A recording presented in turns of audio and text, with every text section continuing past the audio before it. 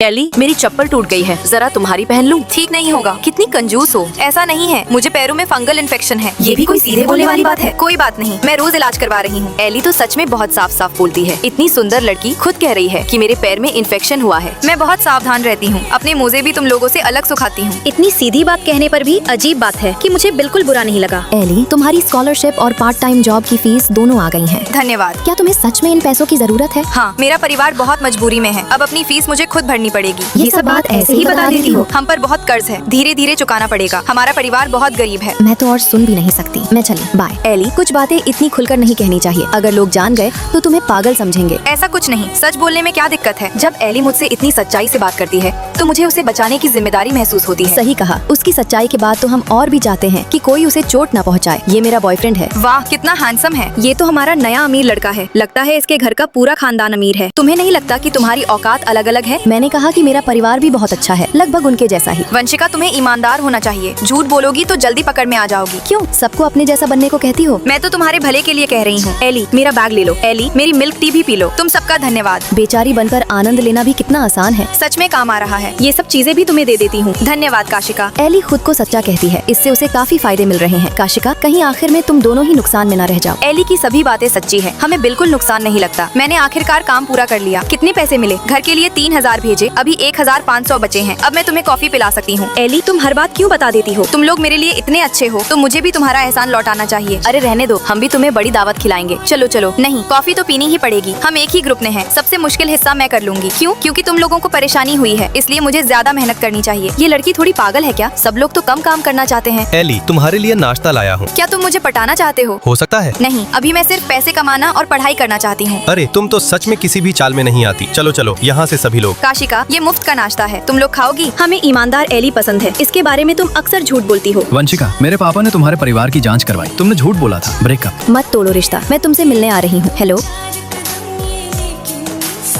काश मैं भी कभी इतनी ईमानदारी से जी पाऊँ। जब तुम अपने असली रूप को खुलकर दिखाते हो तब तुम दुनिया को पसंद आने लगते हो।